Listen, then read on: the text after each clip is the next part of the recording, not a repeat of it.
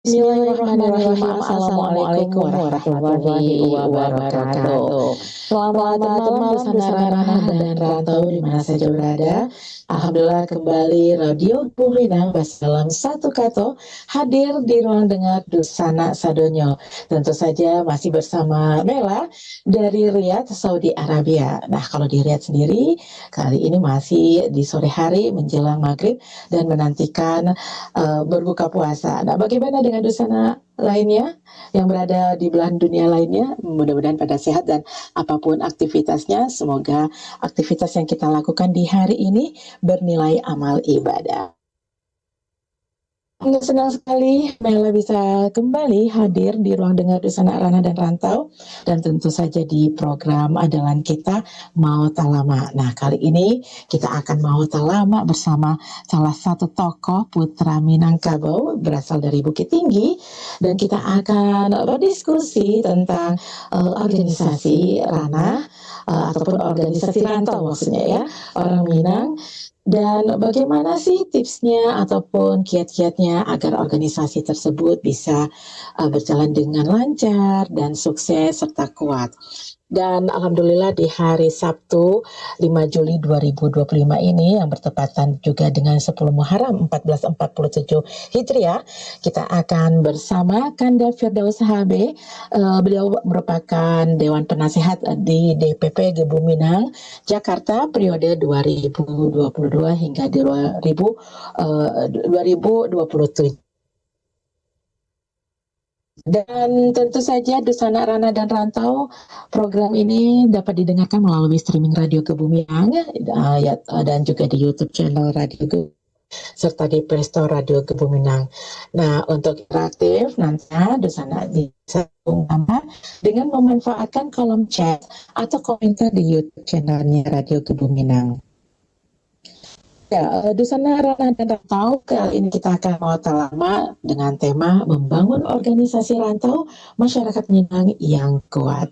Dan alhamdulillah di studio sudah hadir bersama kita narasumbernya yakni Kanda Firdaus HB, dan kita terlebih dahulu kali ini tengah berada di Jakarta. Assalamualaikum warahmatullahi wabarakatuh, Kanda.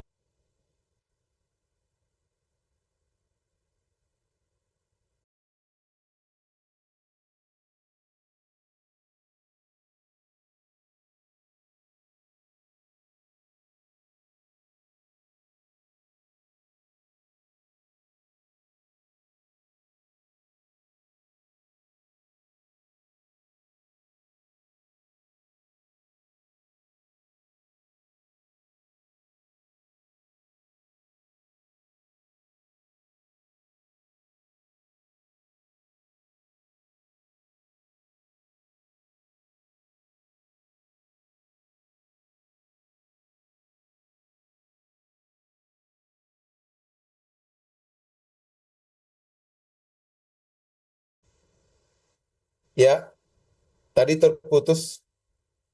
Bagaimana kalau Iya, terputus. Mohon maaf nih Kanda. Gimana kabarnya nih Kanda di malam hari ini, di Ya, hari Sabtu weekend bersama keluarga? ya. Assalamualaikum warahmatullahi wabarakatuh. Selamat malam untuk kita semua. Alhamdulillah kabar saya baik-baik. Kondisi saya ada di rumah saat ini di Tangerang Selatan. Sedikit hujan ini suasananya. Tapi kondisi kita sehat walafiat. Demikian Mela.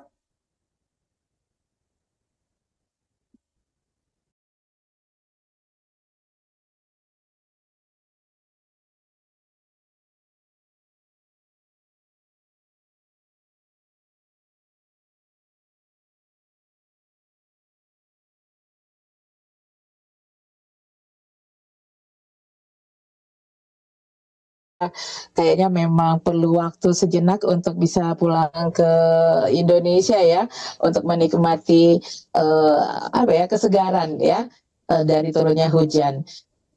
Baik, Kanda, sebelum kita bicara tentang organisasi rantau masyarakat Minang, Ya, saya ingin tahu juga nih, tentu juga Dusanak Rana dan Rantau ingin tahu bagaimana sih latar belakang ataupun pengalaman Kanda dalam organisasi Rantau Minang.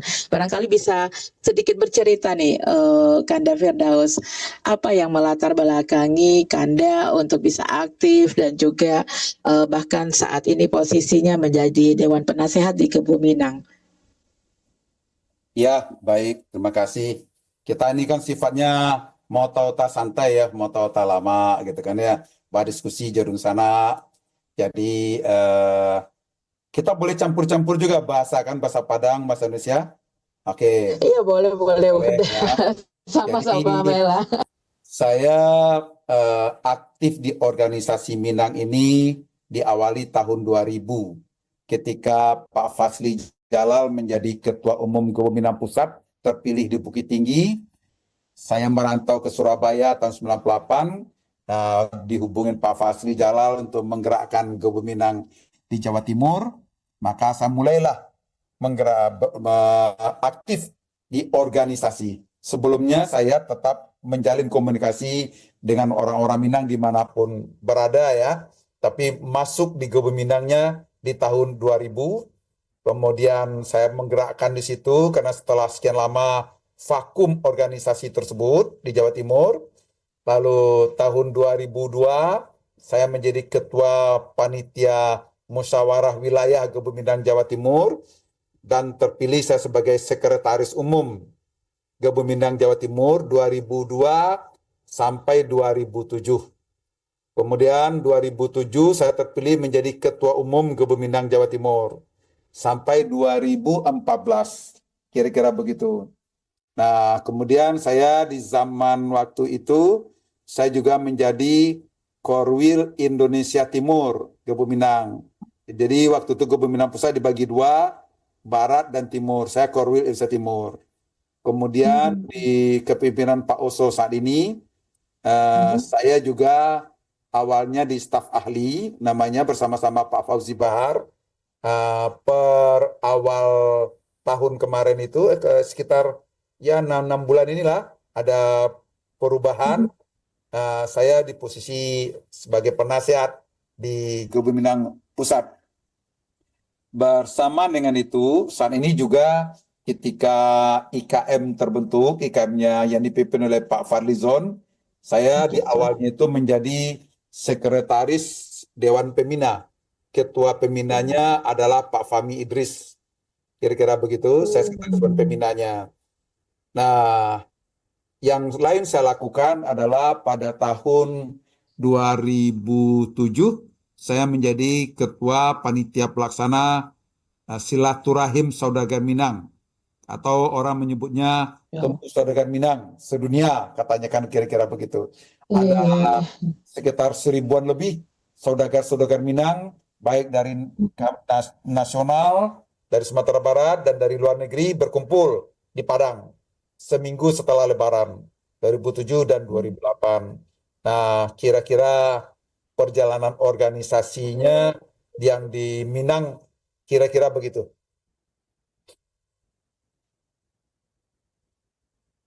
Iya, Masya Allah, berarti lebih kurang udah 25 tahun ini ya, Kanda Firdaus. Ya. Masya Allah.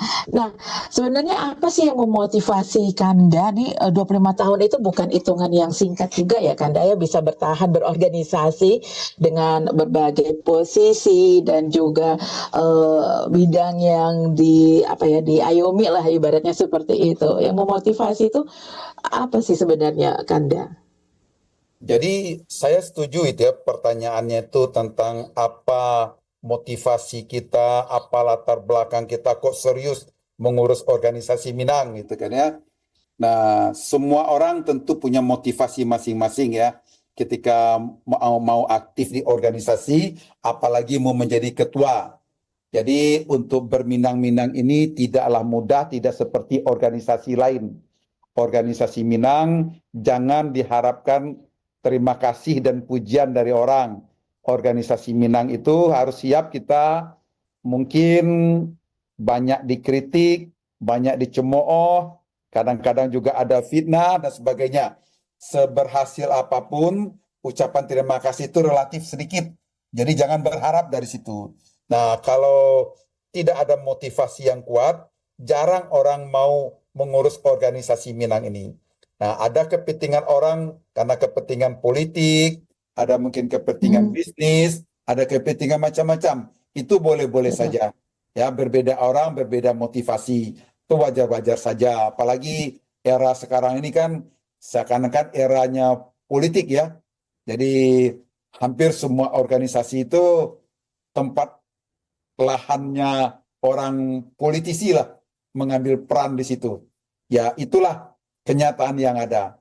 Itu pun juga kita wajar-wajar saja, tidak ada masalah.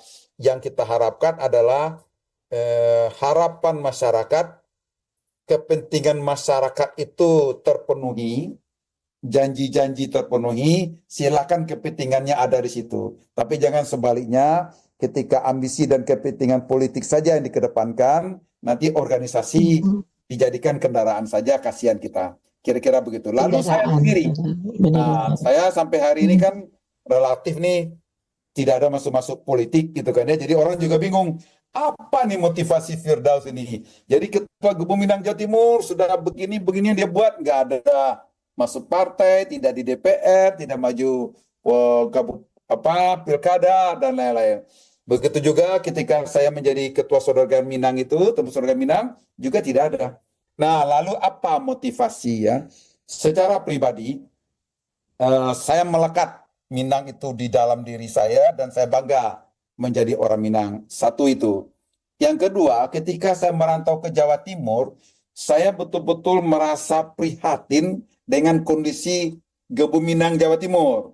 Jadi waktu itu Gebu Minang Jawa Timur vakum. Tidak ada kegiatan sama sekali, bahkan tiarap. Nah, tiarap, kalau konon katanya malu menjadi orang Minang atau apalagi pengurus Gebu Minang di Jawa Timur di zaman itu. Karena apa? Karena kita punya dulu rumah gadang di Surabaya itu yang sudah didirikan sejak tahun 87 kalau tidak salah, peletakan batu pertamanya oleh Pak Azwar Anas waktu itu gubernur, Pak Harun Zain waktu itu menteri, Pak Saiful Sulun waktu itu Pangdam di Jawa Timur. 87 sampai 89 berdirilah strukturnya, berdirilah atap seng yang untuk dasar ijuk. Di tahun 90 berhenti. Kira-kira begitu. Berhenti total, maka mangkraklah bangunan tersebut. Nah, bangunan itu menjadi tempat yang tidak baik lah di kota Surabaya. Banyak negatifnya, lalu juga karena sudah tidak terawat segala macam seperti rumah hantu dan tidak ada IMB-nya. Kemudian ilalang banyak dan mengganggu keindahan kota di Surabaya tersebut. Nah, muncullah di koran-koran semacam pertanyaan dari Pak Imam Utomo waktu itu gubernur. Nah, apakah tidak ada lagi orang Minang di Jawa Timur ini?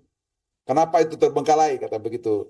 Kemudian pemerintah kota Surabaya juga merasa dan tahu bahwa bangunan kita tidak punya IMB dan mangkrak sedemikian rupa menjadi rumah hantu dan maaflah macam-macam ada negatif di situ.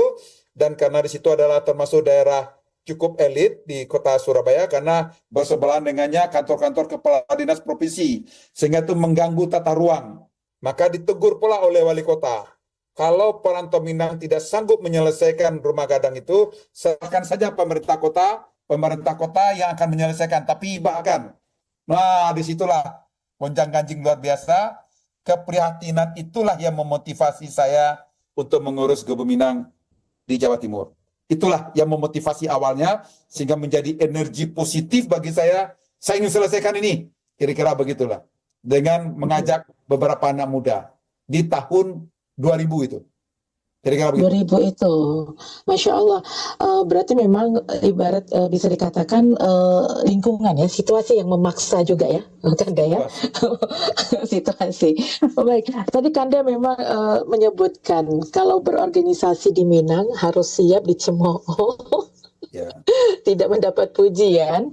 Tantangannya berarti itu bisa dikatakan luar biasa besar ya Kanda ya. Nah, sebenarnya apakah itu juga menjadi satu hambatan yang paling dasar dan paling berat yang dilakukan oleh para organisator untuk organisasi Rantau Minang itu sendiri, Kanda?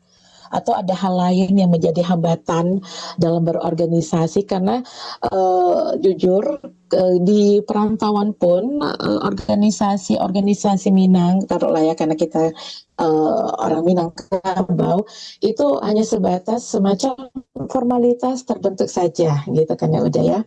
Dibilang kuat tidak, dibilang lemah juga tidak. Nah, menurut Uda sendiri nih sebagai orang yang sudah melalang buana di dunia perorganisasian, terutama organisasi rantau yang bersuku begini, hambatan yang mendasar tuh apa sih Uda yang perlu menjadi titik perhatian baik bagi orang Minang itu sendiri ataupun pelaku organisasi itu? Iya, kalau kita bicara hambatan mendasar ya, bagi saya semua yang sifatnya negatif tadi menjadi energi positif. Jadi justru menambah semangat kita. Ketika kita bekerja baik saja, belum tentu orang mengatakan itu baik. Ada sisi celahnya. Oleh karena itu, jangan berbuat salah.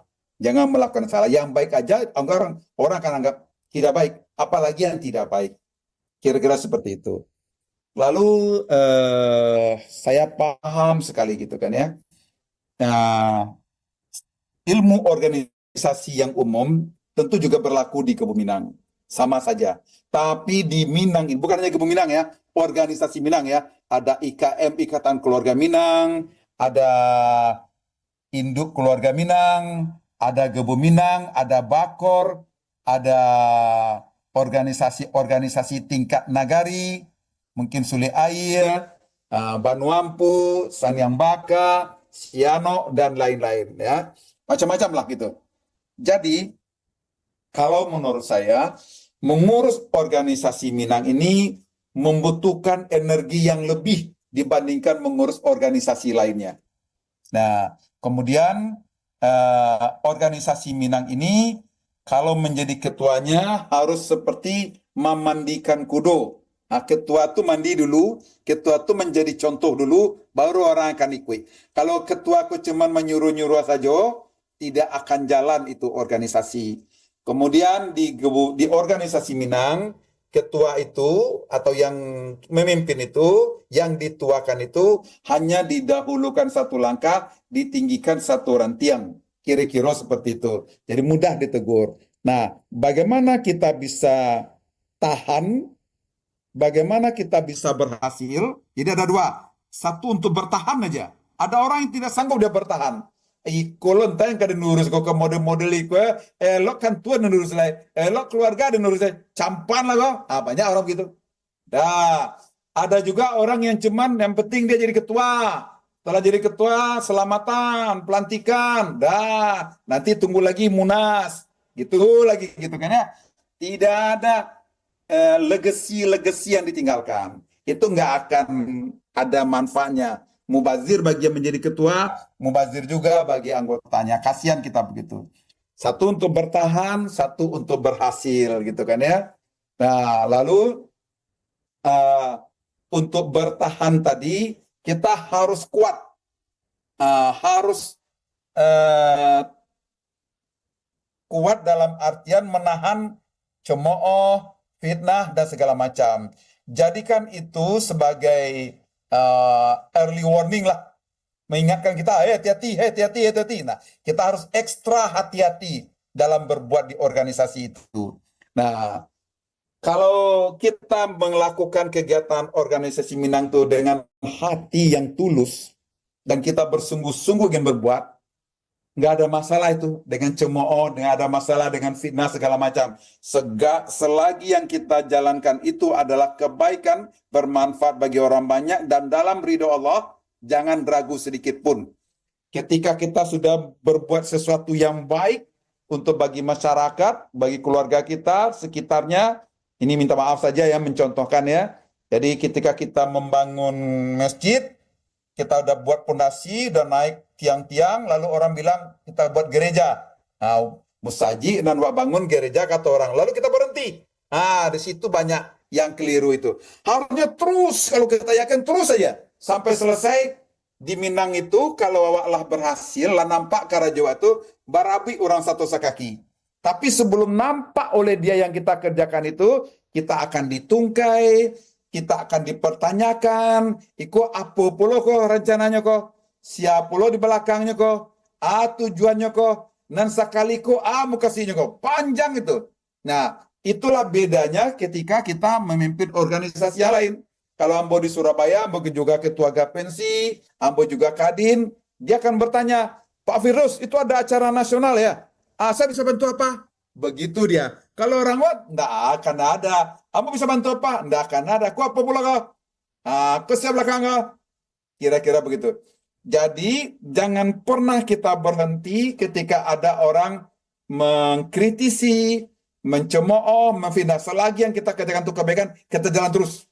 Nah, tidak semua orang tahan untuk itu. Untuk hal yang ini, maka organisasi Minang ini menjadi kawat candra di muka.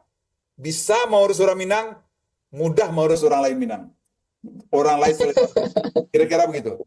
Jadi, latihan kan ya. Jadi, bisa memimpin orang Minang, 10 kali lebih bisa memimpin orang lain. Kira-kira begitu.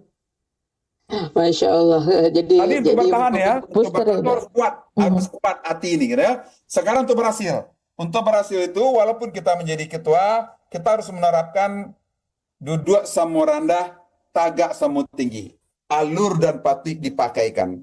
Jadi awak duduk sama rendah, tagak sama tinggi, jangan mentah-mentah awak ketua memerintah saja, tidak bisa. Tapi alur dan patut tetap kita gunakan, senioritas dan lain sebagainya. Kemudian harus jelas program yang mau kita kerjakan itu apa. Nah, program yang kita kerjakan itu apa? Terencana, terukur, terkendali, akuntabel. Nah, orang Minang itu yang inginkannya yang paling akhir itu bisa dipertanggungjawabkan. Jangan buat kegiatan, ujung-ujungnya tidak ada pertanggungjawabannya. Maka orang tidak akan percaya lagi kepada kita. Jadi usahakanlah mengurus organisasi Minang itu, rencanakan dengan baik, terukur perencanaannya itu, terkendali dalam melaksanakan itu, dan bisa dipertanggungjawabkan. Tuh, kemudian segala sesuatunya itu harus transparan. Kalau ada yang ditutup-tutupin, kalau orang juga ditutup-tutupin pula kesempatan orang untuk mengkritik segala macam, atau alamat akan susah juga kita solid. Ambo ceritakan tadi, apa kita mungkin tidak usah bicara teori-teori ya, apa yang sudah pernah Ambo lakukan, dan di situ nanti ada teorinya. Jadi ketika Ambo mulai mendatangin di tahun 2000 itu tokoh-tokoh Minang yang di Jawa Timur, satu persatu Ambo datangin ke rumah-rumah itu. Nah, berbagai macam semutan-semutan. Ada semutan yang negatif. Sialo nak ketik ke gua baru masuk Jawa Timur lah satu-satu lo bicara-bicara rumah gadang. Nah, kan gitu kan. Ambo pernah disidang juga, dipertanyakan, Anda siapa, kampungnya di mana, orang tuanya, dan macam-macam. Kita jangan pernah berhenti. Ambo jalan terus. Nah, singkat cerita, 2002 Ambo menjadi sekretaris umum. Waktu itu karena beberapa kegiatan berhasil kita adakan, Ambo diminta menjadi ketua umum Kebun Minang Jawa Timur, tapi Ambo menolak waktu itu karena tidak siap, masih awal masuk Jawa Timur. Lalu Pitu Minang, oke, Firdaus jadi sekretaris umum, tapi Firdaus yang tunjuk saya ketuanya. Nah, kira-kira gitulah. Ambo meminta Pak Sebastian Koto yang menjadi ketua umum, karena beliau ada di Jogja dalam rangka doktor. Nah, jadi secara de facto tetaplah Ambo yang memimpin di Jawa Timur, secara de jure ketua umumnya ada di Yogyakarta. Insya Allah dengan ridho Allah 2 tahun selesai rumah gadang tersebut. Lalu kita soft launching lah rumah gadang itu di tahun 2004. Hadir kembali Pak Azwaranas, hadir dulu Pak Safrudin Sabar namanya, dia dulu di Rut Petrokimia sampai dia menangis. Yubana Borana Yamato tidak menyangku Ambo selesai juga rumah gadang katanya. Nah, sekarang rumah gadang yang berdiri di atas tanah seluas 3.500 meter, kemudian ada rumah gadang, ada masjid atau surau Minangnya, kemudian ada rangkiangnya dan berbagai macam kegiatan. Ambo dapat informasi terakhir, harga tanah di situ sudah kurang lebih 35 juta per meter.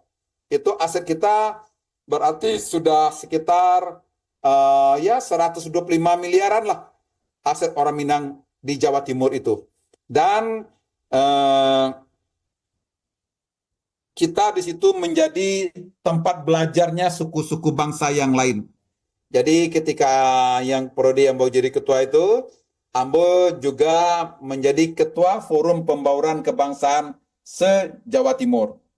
Jadi organisasi rantau Aceh, Batak, Bugis, Makassar, Papua, Kalimantan, seluruh Indonesia lah, termasuk etnis Tionghoa, etnis India, Arab. Karena banyak juga di situ, dibentuklah Forum Pembauran Kebangsaan dan Ambo menjadi ketuanya se-Jawa Timur itu.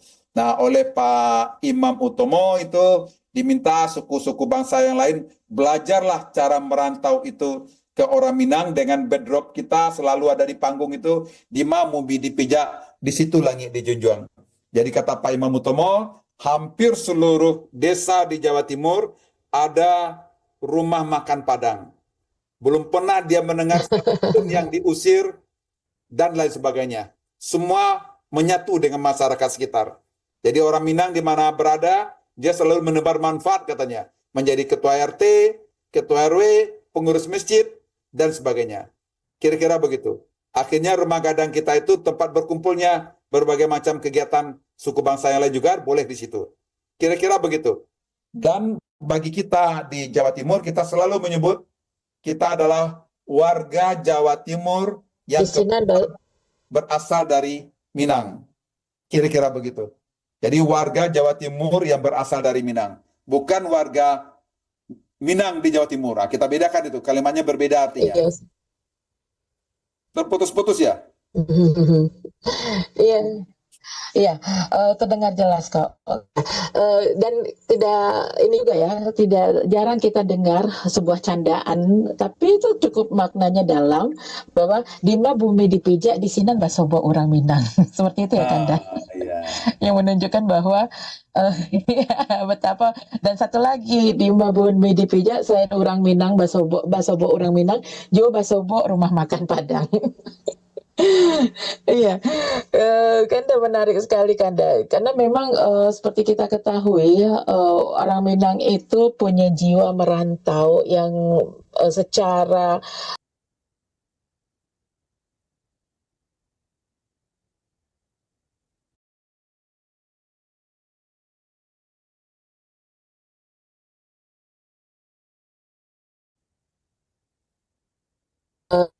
orang dikenal sebagai orang tangguh dan juga yang kasih.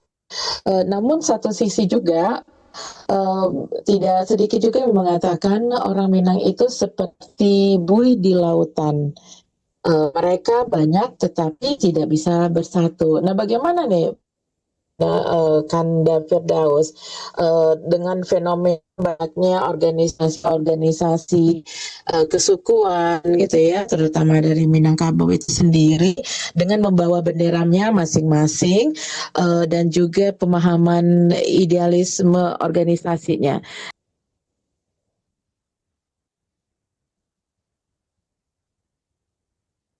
Ya, terputus-putus ya. Jadi saya ingin nyampaikan memang banyak orang mengatakan organisasi Minang ini terpecah-pecah gitu kan ya. Kalau kita melihat Sulawesi Selatan dia hanya satu KKSS, Kerukunan Keluarga Sulawesi Selatan. Mungkin kalau orang Kalimantan, Ikatan Keluarga Kalimantan Tengah, Ikatan Keluarga Kalimantan Timur. Suara saya jelas ya? Iya, jelas sudah. Iya, dan ini bagaimana jika ada yang mengatakan bahwa orang Minang itu seperti buih di lautan, banyak gitu kan ya, tetapi tidak bisa bersatu. Masing-masing membawa bendera organisasinya, masing-masing membawa idealisme. Apakah itu menjadi untuk ya, orang Minang itu bisa kuat di rantauan menjadi satu gitu kan ya, atau itu menjadi kekuatan Orang Minang itu sendiri, bagaimana nih menurut Uda? Eh, Sebetulnya paling kuat hubungan emosional itu adalah di tingkat nagari ya, di tingkat nagari. Jadi sesama orang yang perantau yang dari nagari itu akan jauh lebih kuat. Saya melihatnya memang barangkali saya setuju kalau bisa kita bersatu itu ya. Jadi organisasi itu mungkin cukup satu lah gitu kan ya, yang di tingkat nasional. Urusan organisasi nagari silakan ada. Tapi kalau namanya paguyuban untuk tingkat satu provinsi, tingkat satu nasional, sebaiknya satu. Tentu ini dibutuhkan legowo, dibutuhkan keikhlasan dari para petinggi-petinggi organisasi tersebut. Andai saja petinggi-petinggi organisasi itu mau untuk bertemu, berkumpul, bicara lagi dari hati ke hati, saya yakin kalau tujuannya untuk kebaikan untuk ranah Minang, mestinya bisa. Tapi kalau di situ ada kepentingan pribadi, ada kepentingan partai, ada kepentingan politik, itu susah. Kira-kira begitu. Tapi kalau niatnya hanya murni untuk memajukan masyarakat Minang di ranah dan di rantau, karena ujungnya kita membangun di rantau ini adalah untuk memperkuat daerah juga, untuk kampung halaman gitu kan ya. Betul, Kalau betul. kita satu visi, satu mimpi, satu cita-cita, mestinya bisa. Tapi sekali lagi, kalau di situ sudah ada kepentingan-kepentingan lain, ya susah. Maka orang juga mengatakan, nah, orang Minang kok kan ingin jadi ketua Sadonyose. Nah, kalau tidak bisa sih kok buat lagi jadi ketua lo, tidak bisa buat lagi jadi ketua. Kalau memang mereka itu cinta Iya, dengan iya, tanah iya. Minang dan ingin bersatu, tinggal berkumpul aja ketemu kan. Bisa buat presidium, berganti-ganti jadi ketua, dan lain-lain. Saya secara pribadi bermimpi untuk itu. Dan saya mendapatkan wasiat dan amanah untuk itu dari Pak Azwar Anas, dari Pak Awaludin Jamin, dari Pak Fahmi Idris. Semasa hidupnya beliau, bertiga beliau tuh sudah pernah mengumpulkan saya dulu di East Plaza, gedung East Plaza. Ada Pak Irman Gusman juga dulu itu, ada Pak Fadlizon juga. Nah, beliau menganggap Pak Irman Gusman, Pak Fadlizon, saya masih muda lah. Kalau organisasi Minang, saya mungkin lebih banyak lah. Kalau Pak Fadlizon kan dia organisasi politik dan tingkat nasional ya. Tapi berminang-minang ini agak duluan sedikit lah kira-kira. Tapi enak kita berdiskusi. Nah, sudah diwacanakan waktu itu. Dan sudah pernah diundang juga di rumah Pak Herman Gusman untuk membicarakan hal tersebut. Waktu itu baru muncul rencana-rencana akan membentuk IKM, dua buah IKM. Jadi pembicaraan lah. Mau kemana lagi kita ini? Nah, kira-kira begitu. Harapan kita kalau bisa bersatu. Tapi fakta yang ada memang kita terpecah-pecah. Maka kita harus menyampaikannya idealnya begini, realita yang ada begitu. Kira-kira begitu. Oleh karena itu, di mana kita bisa berbuat, berbuatlah. Sementara tentu begitu. Maka saya, Pak Fadli Jalal, beberapa orang-orang Minang yang memang sudah passionnya lah berorganisasi Minang, akan diajak di mana-mana. Dan kami akan ada di mana-mana tersebut. Jadi saya ada di Kebun Minang, saya ada di KM, ada di Saudagar Minang, dan lain-lain. Dan selagi di situ saya bermanfaat, saya akan berbuat. Dan saya tidak ada keinginan menjadi ketua di salah satunya itu dari dahulu sampai sekarang. Apabila saya menjadi ketua, maka keinginan saya adalah menyatukan itu. Kalau jadi ketua. Kalau tidak ada mimpi untuk menyatukan itu, saya tidak akan jadi ketua. Kira-kira seperti itu. Bahwa mimpi itu akan terwujud atau tidak, tuh tentu Allah yang menentukan ya. Tapi niat Menentukan, betul. ada. Kira-kira begitu. Ada ya, betul. Iya, Masya Allah. Karena memang unik sekali nih ya, Kanda Firdaus.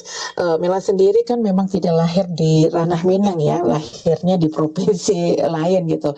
Tetapi merantau, bahkan merantau ke Indonesia Timur. Tapi entah kenapa beberapa tahun belakang ini, bisa dikatakan 10 tahun belakangan inilah ya, sejak merantau ke Malaysia itu kayaknya darah Minang itu terasa sekali gitu, kecintaan gitu kan ya. Mungkin itu yang diwariskan dari orang tua gitu. Dan memang melihat apa ya, bisa dikatakan organisasi komunitas ini antara di Indonesia dan di rantau Indonesia, maksudnya ya udah ya, rantau Dakek kalau orang bilangnya, dengan rantau Jawa di luar negeri itu berbeda. Dan menurut Uda sendiri, khususnya kami nih yang berada di perantauan ya, Dah, tantangan yang terbesar itu apa ya, Uda? Karena memang kadang sulit untuk menyatukan, terlebih lagi dalam membuat sebuah program. Terkadang ada selentingan yang mengatakan bahwa yang penting kumpul makan-makan silaturahmi ala tuh. Seperti itu kan. Kalau rindu jauh makanan kampung, awak bisa makan sama-sama. Seperti itu dah. Kalau menurut Uda sendiri, bagaimana sih kita bisa memanfaatkan ya organisasi rantau, terutama rantau jauh yang ada di perantauan negeri ini, bisa maksimal, bisa kuat dan memberikan kontribusi, terutama untuk negeri. Ya, apakah itu Sumatera Barat atau Indonesia secara nasional? Bella dulu merantaunya di Malaysia. Iya, udah. Iya kan dah. Di Berapa lama Malaysia. di Malaysia, Mela? 3 tahun, iya. 3 tahun. 3 tahun karena Di belajar. mana di Malaysia? Di UKM. Di UKM. Universiti Kebangsaan Malaysia. Universiti Kebangsaan Malaysia, ya. Dan juga aktif. Ya, aktif juga di organisasi Persatuan Keluarga Minang, mahasiswa Minang, ya kan, yang ada di kampus. Dan kita beberapa kali buat kegiatan. Cuman memang kadang ya jujur ada seperti kata Kanda tadi ya, hambatan salah satunya tuh ada gap-gapan ya. Seperti itu gitu kan ya. Agak sulit untuk menyamakan visi misi ataupun mindset, cara pandang organisasi ini mau bawa kemana, seperti itu Kanda. Barangkali bisa dikasih motivasi nih Kanda, mood boosternya. Karena apa yang Kanda utarakan tadi tuh Mela alami sendiri gitu, terutama ketika berada di sini juga. Ya. Oke. Modal kita bagi perantau Minang itu adalah modal cinta kampung halaman. Itu melebihi dari suku bangsa manapun. Dari hasil kajian ilmiah lah itu kan, kajian akademis lah. Mau disuruh mau tidak memikirkan kampung, kita akan pikirkan kampung.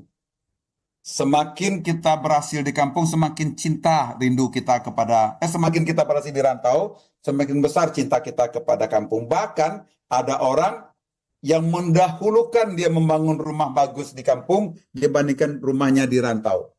Ada yang begitu.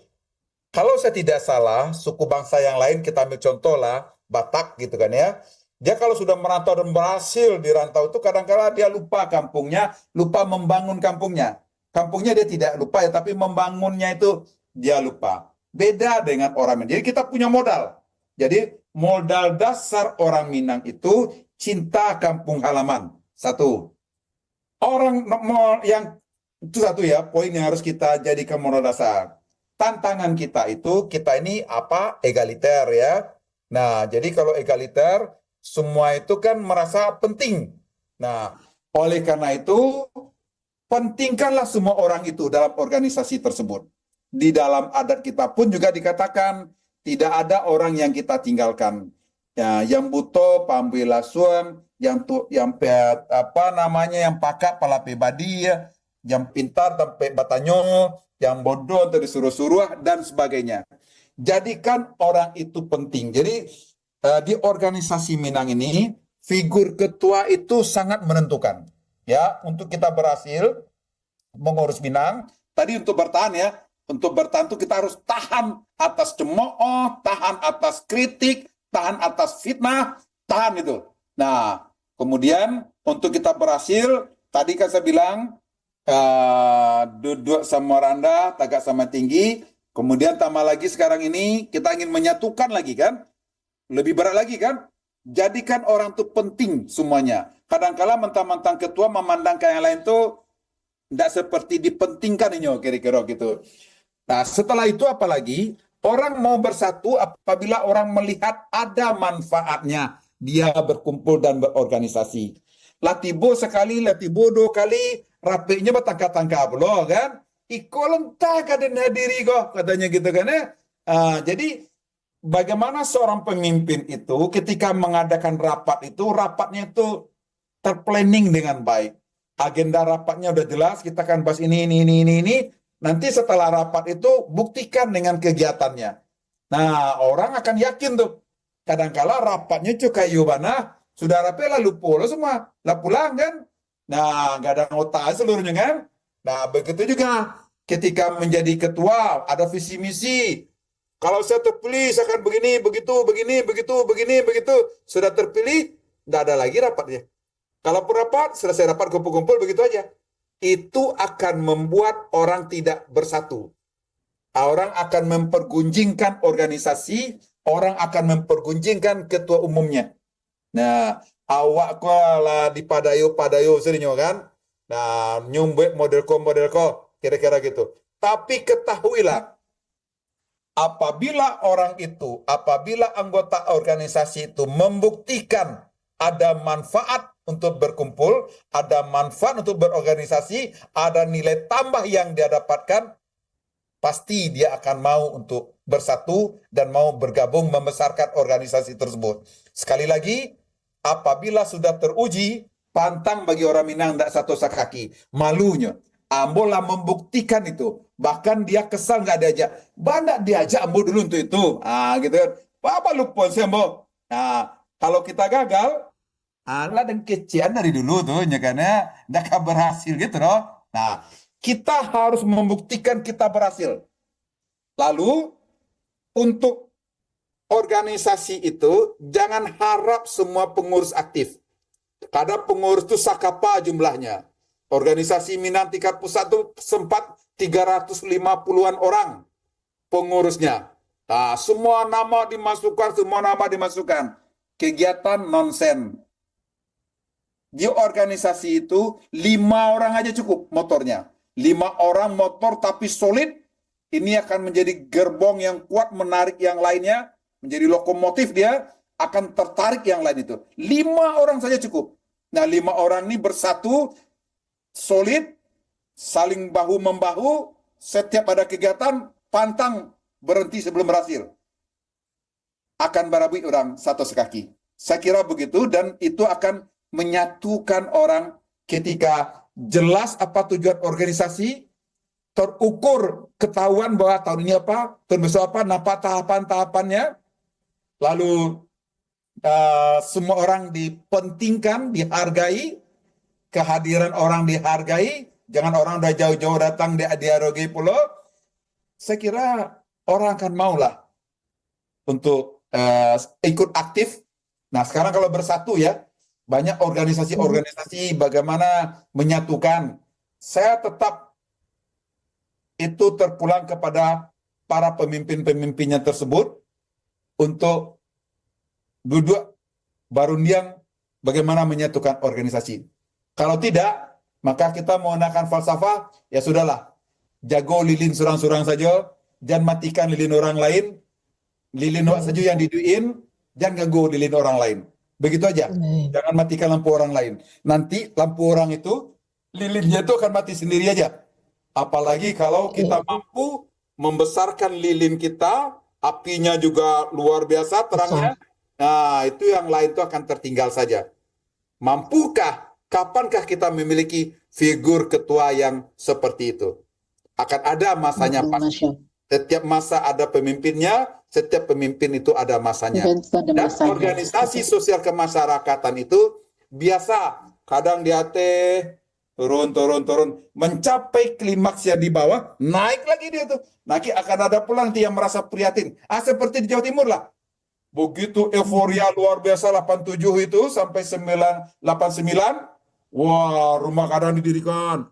Nah, hilang dia. Turun sejauh-jauhnya. Semalu-malunya, nggak mau lagi berkumpul, nggak ada lagi muswil, nggak ada rapat-rapat, muncul di koran, Apakah tidak ada lagi orang Minang di Jawa Timur? Muncul pula somasi dari pemerintah kota. Kalau nggak diselesaikan, berobohkan saja atau kasihkan ke pemerintah kota. Pemerintah kota yang akan selesaikan tapi menjadi aset kota. Kan mencapai titik nadir terbawah. Nah, kami bangkitkan itu menjadi energi positif sampai melambung dia. Nah, sekarang sudah sangat bagus. Dulu tidak ada Muswil, tidak mau jadi ketua, orang nggak ada yang mau. Sekarang di Jawa Timur, Barabui untuk menjadi ketua itu. Nah, Barabui. Dan banyak calon-calonnya. Kira-kira begitu. Dan ada kebanggaan di Jawa Timur itu menjadi ketua Gebeminang Jawa Timur. Menjadi VIP kita di Jawa Timur itu. Kira-kira gitu. Semua media, televisi sering memberitakan. Menjadi ikon wisata juga sekaligus. Karena Rumah Gadang itu bau kia. Lalu kita pagarin dengan pagar Mojopahit. Jadi pemerintah Sumbar juga membantu dulu itu bangunan tersebut dengan senilai 500 juta. Pemerintah provinsi juga membantu. Waktu itu Pak Karwo, Gubernur, silakan orang Minang membuat rumah gadang dengan ciri khas Minang di Surabaya dengan berukir, tapi tolong pagarnya itu pakai tanduk kabau itu puluh, kira-kira gitu. Gantilah pagarnya dengan pagar Mojopahit. Nah, tentu ngecekannya menyuruh aja penyuruh, melarang aja pelarang. Dia kasih kita 250 juta, membuat pagar yang Mojopahit itu cuma 50 juta. Nah, kita bisa bikin jembatan, kita bikin pagar, dan lain-lain. Selalu harus kita punya kemampuan komunikasi yang bagus. Nah, begitu juga ketika kita di Jawa Timur meminta bantuan ke Pemprov Sumbar.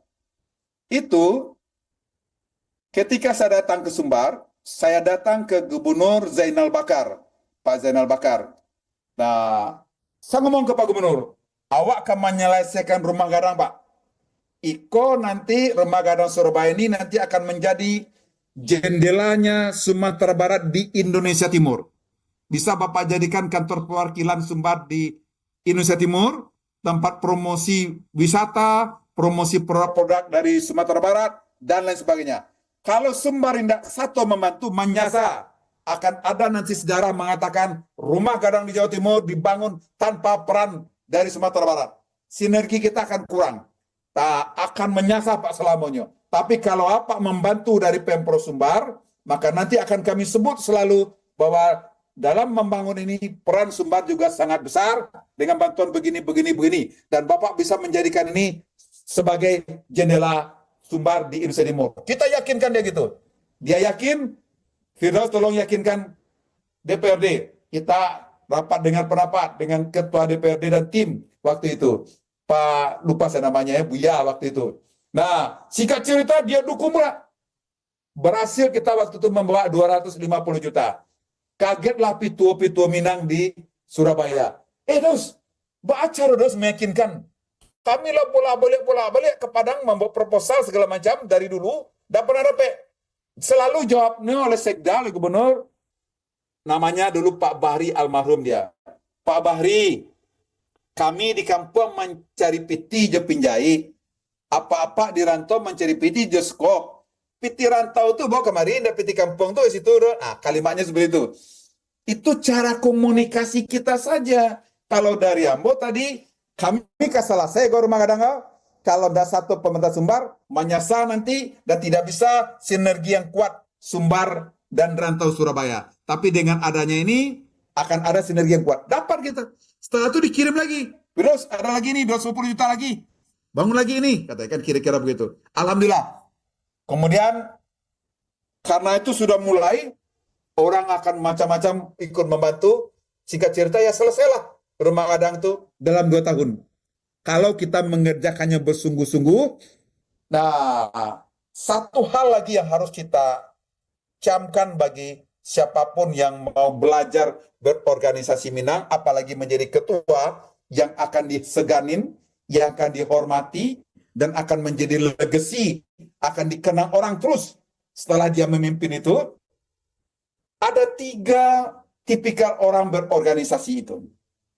Satu, orang masuk ke organisasi, dia besarkan organisasi itu dengan dia ada di dalam organisasi, tapi dia kerdil seiring dengan besarnya organisasi. itu keluarganya yang tidak akan setuju. Sajak papa menjadi ketua Gebuminang kau, ketua IKM kau, nah dapur nak berasa, sekolah anak model kau, keluarganya akan marah. Aku ini kadang pasti habis waktu ke organisasi segala macam, lupa usahanya, lupa karirnya, dan lain sebagainya. Keluarganya yang tidak akan setuju. Ada puluh orang masuk ke organisasi, dia besar dengan menjadi ketua organisasi itu. Dia besar menjadi pengurus inti di organisasi tersebut. Tapi organisasi ini kerdil dengan keberadaan dia. Organisasi ini ribut dengan keberadaan dia. Itu orang mencari rezeki di organisasi, mencari PT di organisasi, mencari kesempatan di organisasi. Jadi organisasi digunakan untuk kepentingan pribadinya. Organisasi ini akan membuang dia. Organisasi ini tidak akan menyukai dia. Maka yang ketiga, orang masuk ke organisasi, dia besarkan organisasi, seiring dengan besarnya organisasi, dia juga menjadi besar. Ini orang organisasi akan betul-betul berterima kasih dan menyiapkan karpet merah untuk dia. Kemudian keluarganya juga akan mendukung. Jadi dia besarkan organisasi, seiring besarnya organisasi dia juga besar. Jangan sekali-kali mencari makan di organisasi. Jangan ada kepentingan pribadi yang mengorbankan kepentingan organisasi. Besarkan organisasi, insya Allah kepentingan kita, karir kita, segala macam akan terbuka. Kenapa? Kalau ingin berumur panjang dan banyak rezeki, perbanyaklah silaturahmi.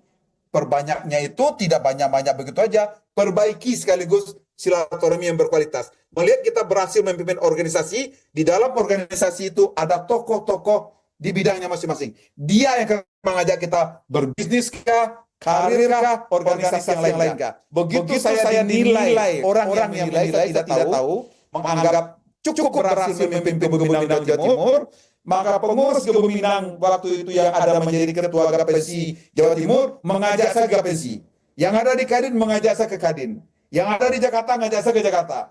Nah itu saya masih ingat pidato dari Pak Harun Zen. Berapi-api dia pidato dan dia pukul meja menceritakan seperti itu. Untuk organisasi sosial kemasyarakatan saja, dia urus dengan sungguh-sungguh.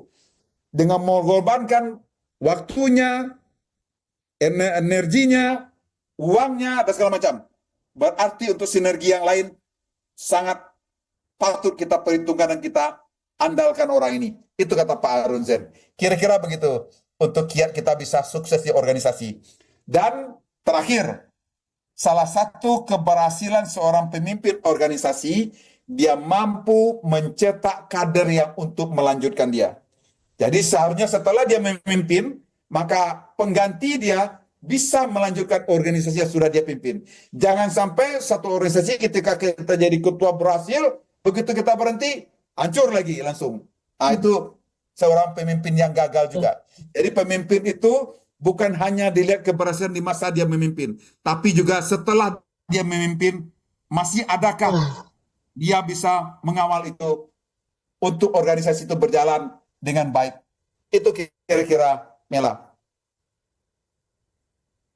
Masya Allah, Anda jadi berapi-api juga mendengar, ngebayangin betapa saya harus punya effort yang lebih dan lebih ya, jika ingin apa ya bisa katakan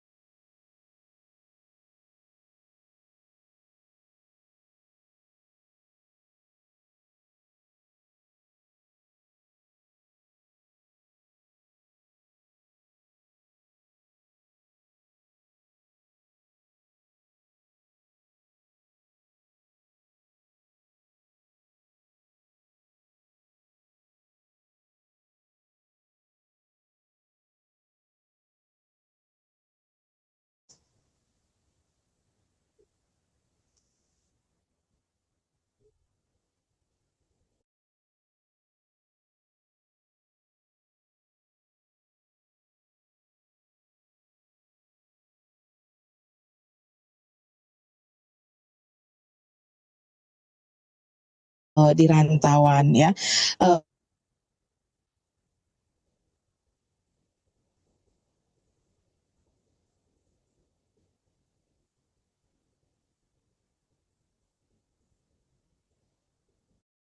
negeri tercinta, terutama bagi kami para perantauan yang ada di luar negeri ini.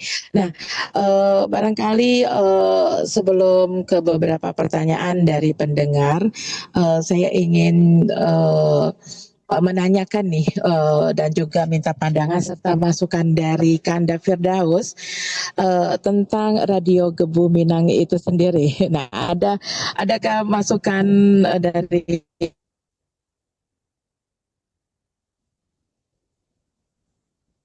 Kanda Firdaus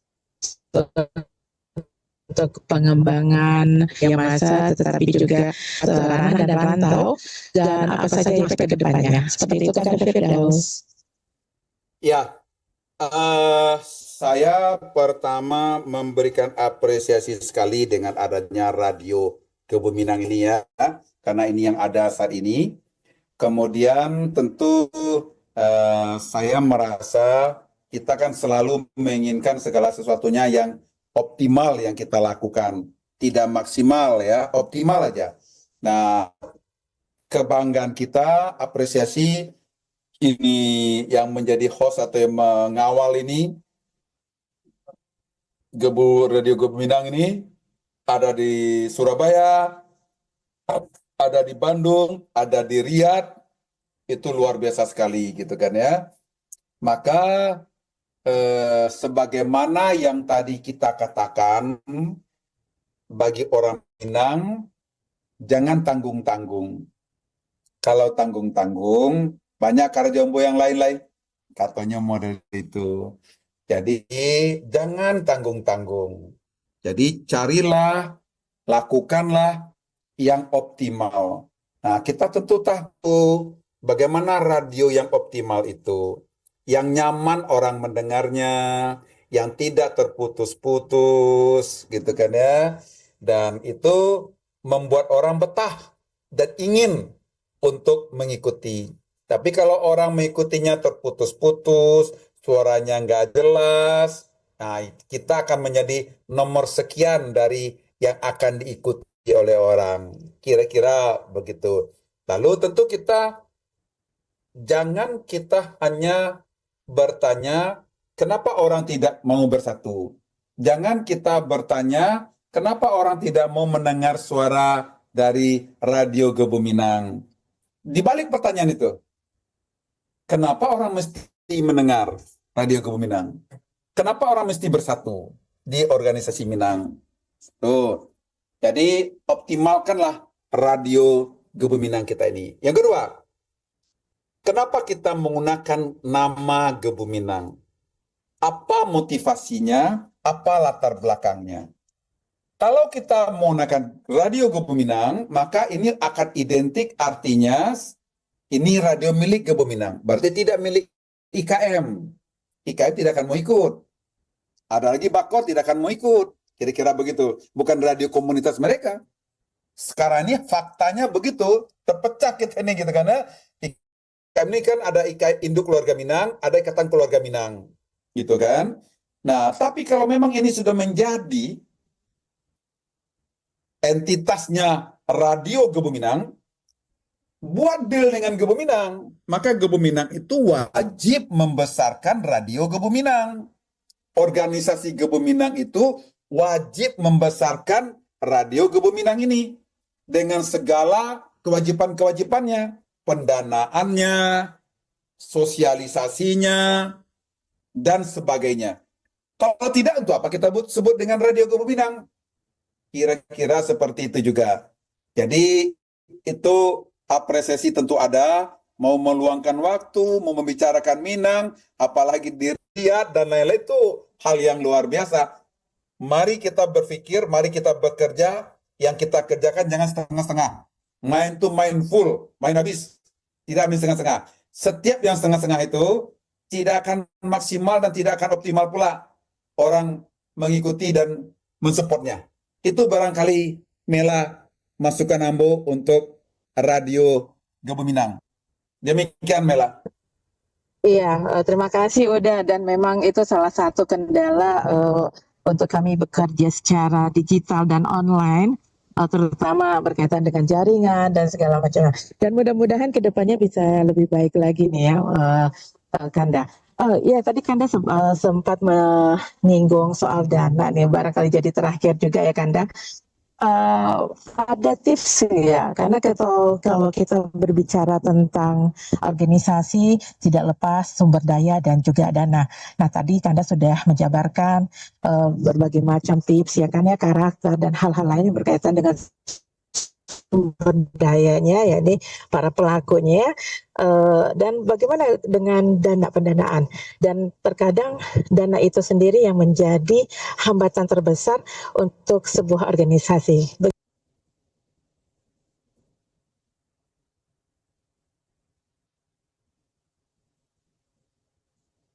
Hilang lagi itu suaranya. Gimana Mela? Bisa diulang lagi Mela? Ya, tadi Kanda kan sudah mengatakan tentang dana, bahwa dalam sebuah organisasi juga diperlukan dana sebagai operasional dan segala macamnya. Nah, kalau sumber daya tadi sudah dijabarkan secara jelas dan rinci oleh Kanda. Nah, untuk dana itu sendiri Kanda, yang menjadi hambatan, ada nggak tips atau trik ya kan, bagi organisasi-organisasi supaya bisa terpenuhilah kebutuhan dana itu, dan memang kadang menjadi hambatan tersendiri di sebuah organisasi. Ada yang mengatakan tidak layak atau tidak pantas kita untuk mengambil sumbangan dari para anggota, dan kalaupun kita memintanya secara wajar. Nah, bagaimana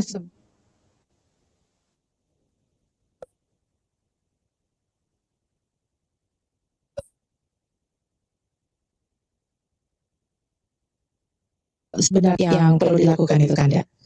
Oke, tadi saya kira-kira bisa nangkap karena terputus-putus ya. Mungkin kurang lebih pertanyaannya bagaimana kiat kita menggalang dana untuk kegiatan sosial kemasyarakatan atau kegiatan radio ini. Kira-kira begitu Mela? Ya, kegiatan organisasi, Kanda.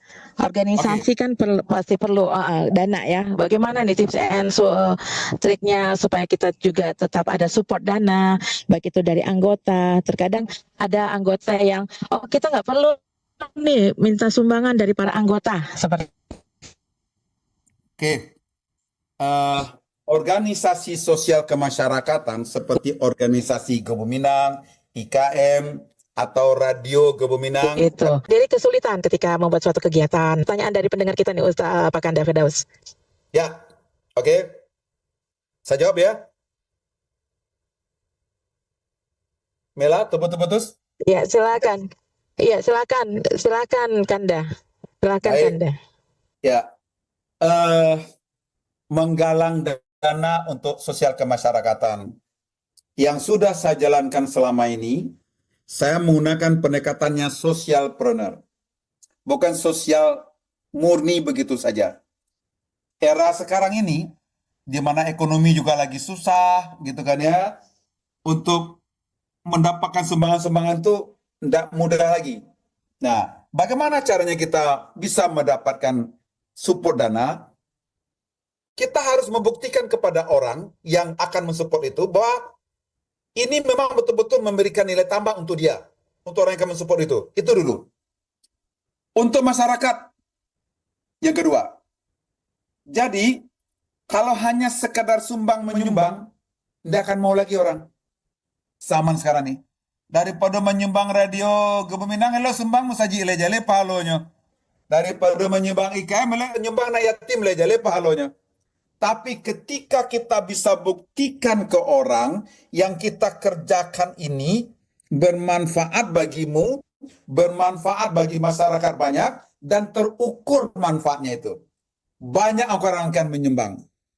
Maka pengalaman Abo, rasanya pun tidak sulit mencari dana itu. Ketika Ambo mengadakan menjadi ketua panitia saudagar Minang, kita butuh dana menyelenggarakan acara itu 1 miliar. Kita dapatnya 1,35 miliar. rata-rata saya selalu dapat lebih dari yang dibutuhkan. Kira-kira begitu. Saya memimpin Gebuminang Jawa Timur. Setelah rumah gadang kita resmikan, selesai bagus, saya bermimpi di situ harus ada surau. Di belakang harus ada surau. Sekarang ada jadi masjid. Hanya hitungan 3 bulan, 4 bulan, terkumpul dana full. Kemudian 5 bulan dibangun, selesai. Peletakan batu pertama oleh Wali Kota Bambang Deha, saya, Pak Azoranas, 4 bulan selesai. Tapi ada kiatnya kita untuk menggalang dana itu, meyakinkan donatur itu bahwa ini penting tuh dia, bahwa ini bermanfaat bagi masyarakat. Maka di situ orang balabo awak baruntuang, orang sanang awak bahagia. Tapi kalau sekadar sumbangan proposal masuk-masuk, saat ini agak susah. Sekarang apa agendanya? Baru kita bahas bagaimana strategi menggalang dananya. Apa nilai tambah bagi orang yang menyumbang tersebut? Kalau tidak ada nilai tambah bagi dia, untuk apa dia menyumbang? Mending dia sumbang yang lain yang bagi dia punya hubungan emosional. Nah, itu kalau orang umum ya. Kalau orang khusus, ya dia satu visi dengan kita, itu masih oke. Gebuminang Jawa Timur, saya dulu mantan Gebuminangnya, itu masih oke. Misalkan kira-kira begitu. Jadi, pertama itu yang terbaik adalah apa nilai tambah, apa manfaat bagi orang yang menyumbang. Yakinkan dia akan sumbang itu. Yang kedua adalah orang-orang yang memiliki hubungan emosional yang satu visi dengan kita. Dia akan nyumbang itu. Tapi kalau proposal sembarang diumumkan, jangan diharap. Masih banyak yang lain yang akan dia bantu. Bukan orang itu pelit, tapi orang itu berhitung. Bukan pelit. Dia berhitung, dia ingin pula yang dia sumbangkan itu optimal manfaatnya. Kira-kira gitu, Mela. Saya belajar Iya. entrepreneur itu dari Pak Ciputra. Kira-kira gitu. Oh, oke. Iya, iya, Masya Allah. Berarti memang harus kreatif juga ya, inovatif dan itu tadi ya, Ya. alasan dasarnya harus tetap ada ya, Kanda.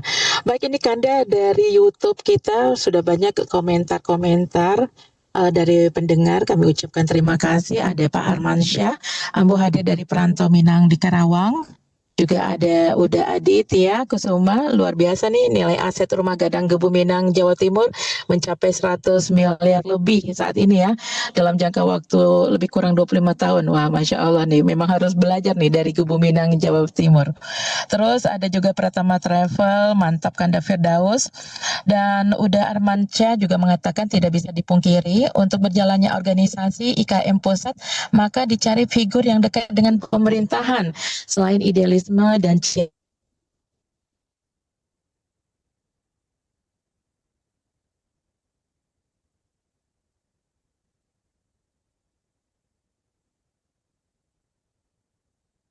pada kampung halaman. Dan juga ini ternyata si hidup kerjanya Pak Firdaus. Lalu ada juga ini Mulyadi Dato, ya betul yang mana nih Pak Mulyadi ya. Juga ada Yunis Effendri yang mengatakan usulnya adalah wujudkan wawancara eksklusif berbasis masalah, membahas masalah dan solusi yang ada di tubuh organisasi GMJT katanya. Jadi ini udah David Daus ada saran dari Pak Yunis Effendri, nanti ada waktu khusus. Terputus-putus nih.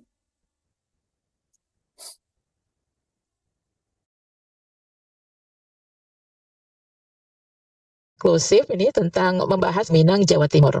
Lalu ada juga apakah radio RGM sebagai radio komunitas, dan juga ada juga pandangan dari Pak Aslem ini ada dua hal berbeda dalam hal pendanaan.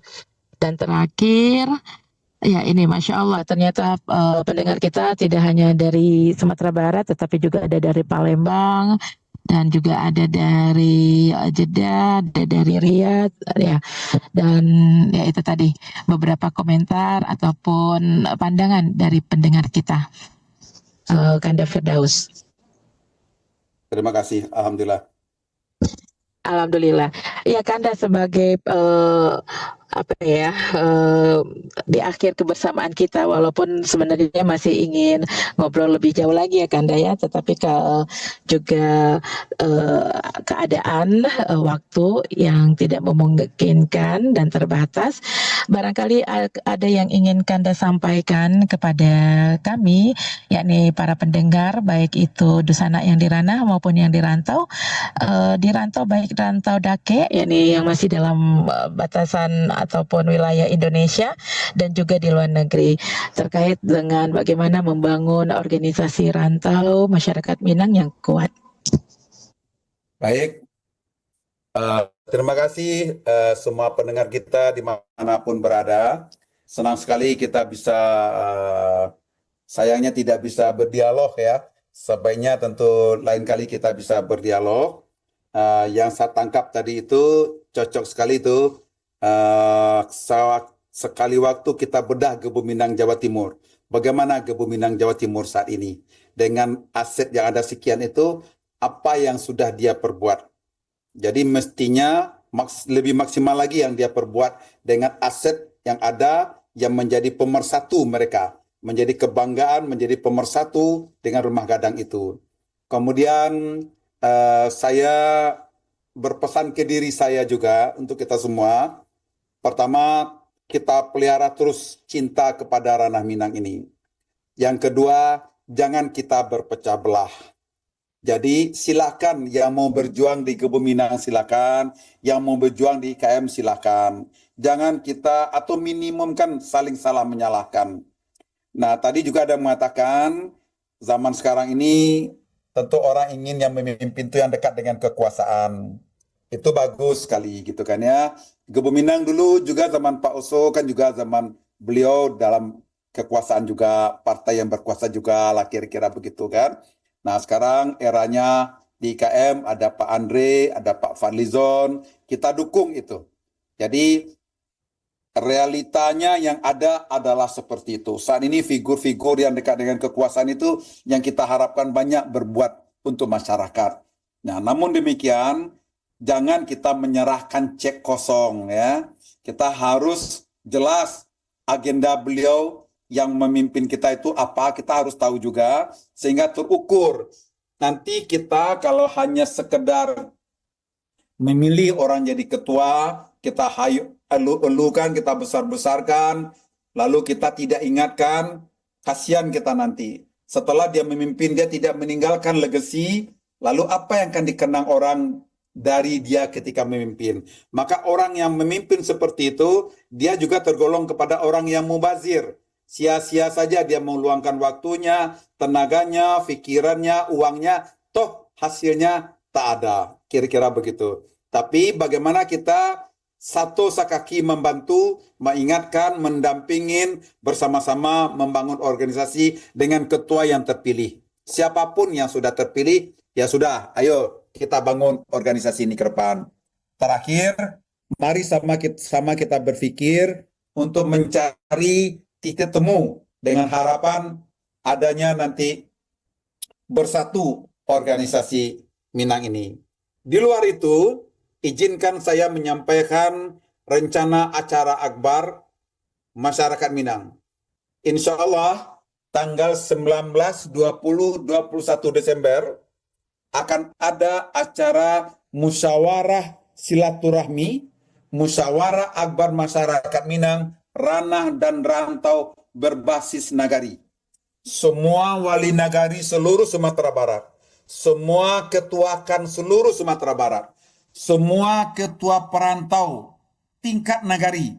Jadi ketua perantau Sulit Air, ketua perantau Banuampu, ketua perantau nagari manapun berkumpul, lalu anggota DPR RI asal Minang, kemudian juga tokoh-tokoh masyarakat dan sebagainya, bupati wali kota, kita berkumpul bersama-sama membicarakan Minang saat ini dan Minang ke depan.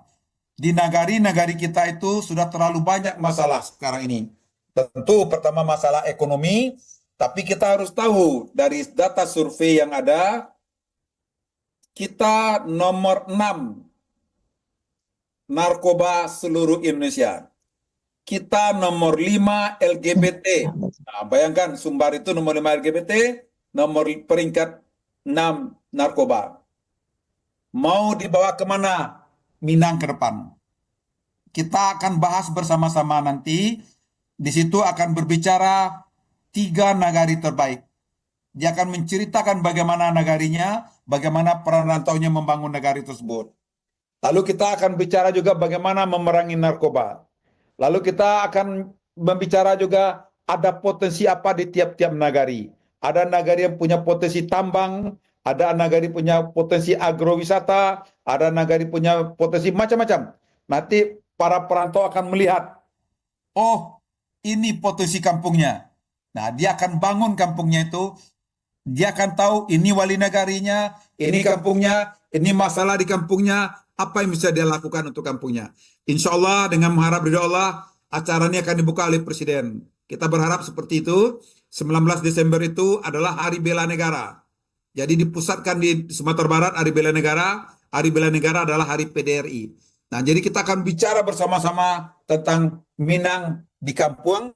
Nanti kita perkuat dengan Minang di rantau. Selama ini kita sering mengadakan acara sifatnya seremonial aja di tingkat atas. Tidak terjangkau nagari. Sekarang nagari yang berbicara, kita yang mendengarkan. Jadi acara nanti itu tidak perlu rantau bicara. Nagari yang berbicara, kita ingin mendengarkan apa masalah di nagari, apa potensi nagari, apa bisa kita sinergikan untuk membangun nagari tersebut. Demikian kira-kira Mela yang info tambahan dari saya. Insya Allah saya nanti ketua OC-nya. Kira-kira begitu. Masya Allah. Masya Allah, Kanda Firdaus itu sebuah acara yang insya Allah bermanfaat sekali dan memang dibutuhkan ya oleh negara kita, terutama untuk ranah kita Minangkabau. Dan mudah-mudahan Allah mudahkan segala urusannya nih Kanda. Dan tentu saja kami tunggu informasi perkembangan dan lanjutannya melalui, dan insya Allah kami Radio Gebu Minang pun siap menjadi partner untuk kegiatan ini.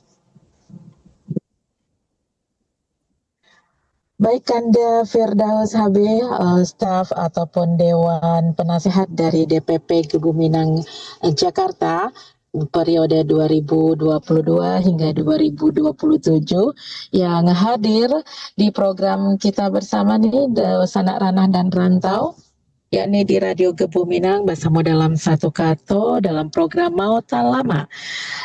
Bagaimana kita membangun organisasi rantau masyarakat Minang yang kuat. Mudah-mudahan dengan apa yang disampaikan oleh Kanda Firdaus menjadi sebuah motivasi, inspirasi, dan juga tentu saja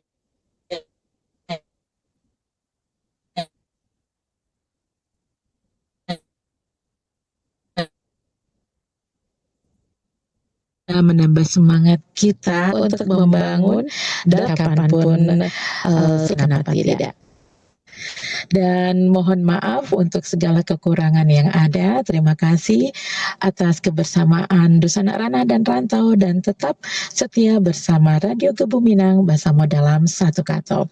Dusanak siar Anda Mela dari Riyadh, Saudi Arabia, dan juga Uda Azmi sebagai operator mengucapkan terima kasih banyak. Kami undur diri. Sampai jumpa di program selanjutnya. Wassalamualaikum warahmatullahi wabarakatuh.